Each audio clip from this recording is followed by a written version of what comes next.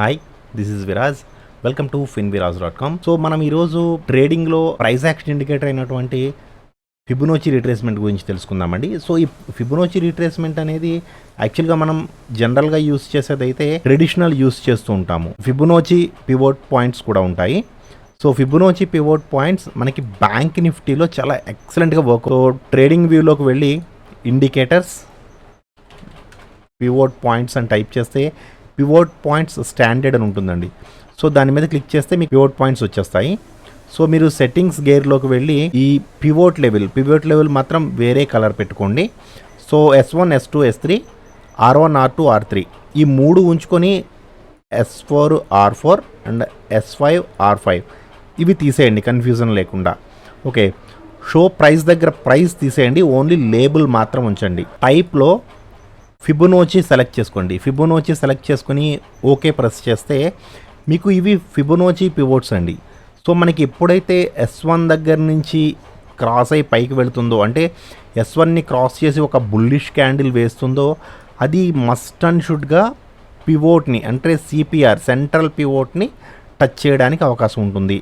Okay, so అలాగే R1ని cross చేసి ఎప్పుడైతే ఒక పెద్ద రెడ్ క్యాండిల్ వేసిందో అది కూడా మనకి పివోట్ని టచ్ చేయడానికి అవకాశం ఉంటుంది. అట్లాగే మనకి ఎప్పుడైతే ఒక స్ట్రాంగ్ గ్రీన్ క్యాండిల్ సెంట్రల్ పివోట్ని CPRని క్రాస్ చేసి ఒక స్ట్రాంగ్ గ్రీన్ క్యాండిల్ వేసిందో అది R1 వరకు వెళ్ళడానికి అవకాశం ఉంటుంది. ఓకే, సో అట్లాగే ఒక స్ట్రాంగ్ రెడ్ క్యాండిల్ ఎప్పుడైతే CPR నుంచి క్రిందకి వేసిందో అది S1 టచ్ అవ్వడానికి కూడా అవకాశం ఉంటుంది. ఓకే, సో మీకు అది కూడా చూపిస్తాను, చూడండి దిస్ ఇస్ ద ఎగ్జాంపుల్. ఇక్కడ సెంట్రల్ పివోట్ని క్రాస్ చేసి ఒక స్ట్రాంగ్ రెడ్ క్యాండిల్ వేసింది. సో ఇది S1ను, S2ను, S3ని కూడా క్రాస్ చేసిందండి. ఓకే, సో ఈ ఎప్పుడైతే సెంట్రల్ పివోట్ని క్రాస్ చేయడం జరుగుతుందో ఆ మూమెంట్ అనేది కొంచెం స్ట్రాంగ్గా ఉంటుంది. ఈ రేంజెస్ని అంటే R1, R2, R3, S1, S2, S3 వీటిని దృష్టిలో పెట్టుకుని మనం ఎప్పుడైతే చేస్తామో అప్పుడు చాలా మనకి ఒక కన్వెక్షన్ ఉంటుందండి. ఓకే, ఇక్కడ రెసిస్టెన్స్ ఉంది, సో ఆ రెసిస్టెన్సే సపోర్ట్ కింద కూడా వర్క్ అవుతుంది, తెలుసు కదండి. ఇది రెసిస్టెన్స్ 1. సో రెసిస్టెన్స్ 1ని దాటి కిందకు వస్తేనే అది అప్ టు పివోట్ వరకు రావడానికి అవకాశం ఉంది. కానీ రెసిస్టెన్స్ 1ని దాటనివ్వలేదండి. ఇక్కడ రెసిస్టెన్స్ 1ఏ మనకి సపోర్ట్ కింద పనిచేసి దీన్ని పైకి పుష్ చేసింది బ్యాంక్ నిఫ్టీని. ఓకే, సో అలాగే ఇక్కడ చూడండి సపోర్ట్ 1 ఎక్కడ కూడా ఏ ఒక క్యాండిల్ కూడా సపోర్ట్ 1 అని క్రాస్ చేసి కిందకి రాలేదు. సో క్రిందకి ఎప్పుడైతే వస్తుందో అది S2 వరకు రావడానికి అవకాశం ఉంటుంది, కానీ కిందకి రాలేదండి. ఇది సపోర్ట్ 1 దగ్గర సపోర్ట్ తీసుకుని పివోట్ దాకా వెళ్ళింది.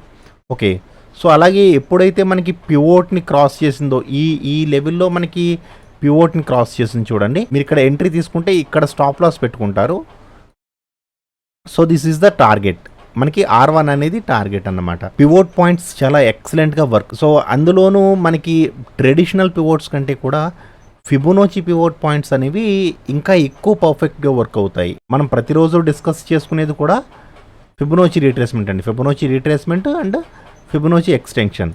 సో దానికి సంబంధించిందే ఫిబొనాచి పివోట్ పాయింట్స్. మీకు ఫిబొనాచి పివోట్ పాయింట్స్లో ఏమైనా డౌట్స్ ఉంటే నన్ను అడగండి. యాక్చువల్గా ఇది చెప్పాలి అంటే చాలా పెద్ద కాన్సెప్ట్ అండి పివోట్ పాయింట్స్ అనేది. అసలు R1కి ఒక వీడియో, R2కి ఒక వీడియో, R3కి ఒక వీడియో, అండ్ పివోట్ పాయింట్స్ అంటే సెంట్రల్ పివోట్ రేంజ్ దీనికి సపరేట్గా ఒక వీడియో. అసలు పివోట్ పాయింట్స్ అనేది చాలా పెద్ద సబ్జెక్ట్ యాక్చువల్గా.